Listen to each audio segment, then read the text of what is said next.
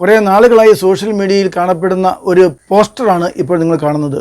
ഒരു ബോട്ടിൽ നമുക്ക് കാണാം. അതിൻ്റെ ലേബൽ ഒന്ന് പരിശോധിക്കുക. ഗുരുവായൂരിലും ശബരിമലയിലും മാത്രമാണ് അരവണ പായസം വിതരണം ചെയ്യുന്നത്. എന്നാൽ വളരെ വൈറലായ ഈ ചിത്രത്തിൽ കാണുന്ന അബുദാബിയിലെ മുസാഫയിലുള്ള സെന്റ് പോൾസ് കത്തോലിക്ക പള്ളിയിൽ അരവണ അങ്ങനെ കൊടുത്തിട്ടുണ്ടോ? പലയിടത്തും നിരവധി ഹൈന്ദവ ആചാരങ്ങൾ നടപ്പിലാക്കുന്നുണ്ട് എന്നറിയാവുന്നവർ സ്വാഭാവികമായും ഇങ്ങനെ പായസം വിതരണം ചെയ്യുന്നുണ്ട് എന്നാണ് വിചാരിക്കുക. അതുകൊണ്ട് തന്നെ സഭാസ്നേഹികൾ ഇത് ഒത്തിരിയേറെ ഷെയർ ചെയ്യുകയും ഇത്തരം കുടുക്കിൽ പെടരുത് എന്നൊരു സന്ദേശം പകരാൻ ശ്രമിക്കുകയും ചെയ്യുന്നു. സത്യത്തിൽ ഇത് വളരെ ഫേക്കാണ്. ഇങ്ങനെയൊന്നും നടന്നിട്ടില്ല.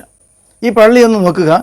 ഇത് അബുദാബിയിലെ മുസാഫ നഗരത്തിലെ പള്ളിയാണ് ലേബലിൽ കാണുന്നത്. സെന്റ് പോൾസ് ചർച്ച്, മെയ് 2011 എന്നും നാം കാണുന്നില്ലേ? ഇതിൻ്റെ യാഥാർത്ഥ്യം നമുക്കൊന്ന് പരിശോധിക്കാം. ഈ ലേബൽ പ്രകാരം അവിടെ നടന്ന ഒരു പെരുന്നാളിൽ മെയ് 2011 ഇത് ഉൽപ്പാദിപ്പിച്ചത് എന്ന് മനസ്സിലാക്കാൻ പറ്റും. ഈ പറഞ്ഞ പെരുന്നാളിന് അരവണ പായസം കൊടുത്തു എന്ന് ആരോപിക്കപ്പെടുന്ന പള്ളി അന്ന് പണിതിട്ടില്ല, ശിലാസ്ഥാപനം ചെയ്തിട്ടില്ല, അവിടെ പള്ളിക്ക് സ്ഥലം പോലും ലഭിച്ചിട്ടില്ല എന്ന സ്ഥിതിയാണ്. അവിടെ പള്ളിക്ക് സ്ഥലം ലഭിച്ചത് 2011 നവംബറിലാണ്. അതിന് ശിലാസ്ഥാപനം നിർവഹിച്ചത് 2013 ജൂൺ 29.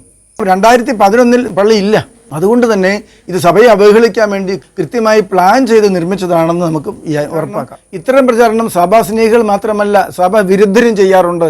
പെന്തക്കോസ്ത് സഭകളിലേക്കും ന്യൂജൻ സഭകളിലേക്കും അതുപോലുള്ള ഓരോ കൾട്ട് ഗ്രൂപ്പിലേക്കുമൊക്കെ സഭയിൽ നിന്നും നിരവധി പേരെ കടത്തിക്കൊണ്ടുപോകാൻ ആഗ്രഹിക്കുന്നവർ ഇത്തരം നിരവധി ഒന്നാം പ്രമാണ ലംഘനങ്ങൾ നടക്കുന്നതായിട്ടും ഈ സഭയിലുള്ളവരെല്ലാം നശിച്ചു പോവുകയുള്ളൂ, ആരും രക്ഷപ്പെടുകയില്ല, വേഗം രക്ഷപ്പെട്ട് ഞങ്ങളുടെ കൂടെ വന്നോളൂ എന്ന് പറയാൻ വേണ്ടി പ്രചരിപ്പിക്കാൻ ശ്രമിക്കുന്നുണ്ട്. മറ്റൊരു കൂട്ടരുണ്ട്, കത്തോലിക്ക സഭയെ തകർക്കുക എന്ന് ലക്ഷ്യം വെച്ച് ഇതുപോലെ തെറ്റുകൾ കാണുന്നതൊക്കെ പ്രചരിപ്പിക്കുക മാത്രമല്ല, ഇതുപോലെ വ്യാജ ലേബൽ ഉണ്ടാക്കിയും വ്യാജമായ പല വാർത്തകൾ സൃഷ്ടിച്ചും വ്യാജമായ ചില വീഡിയോകൾ സൃഷ്ടിച്ചും പ്രചരിപ്പിക്കും. അങ്ങനെ പ്രചരിപ്പിച്ച് എപ്പോഴും സഭയെ വെറുക്കാനുള്ള ഈ ബ്ലാക്ക് മാസുകാരെ പോലെ കത്തോലിക്ക സഭയെ എതിർക്കുന്ന ഒരു ഗ്രൂപ്പും ഇങ്ങനെ ചെയ്യാറുണ്ട്.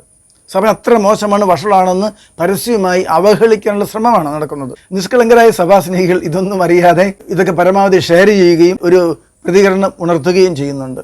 അപ്പോൾ സഭാസ്നേഹികൾ ഇത്തരം കുടുക്കിലൊന്നും പെട്ടുപോകരുത്. ആ പ്രദേശത്തുള്ള ആരുടെയും ചോദിച്ച് ഇതിൻ്റെ യാഥാർത്ഥ്യം മനസ്സിലാക്കിയിട്ട് ഒക്കെ ചെയ്യുകയാണ് വേണ്ടത്. അല്ലെങ്കിൽ നാം ഈ സഭാശത്രുക്കളുടെ കുടുക്കിൽ വീണു പോകുന്ന ഇരയായി മാറുകയാണ് ചെയ്യുക.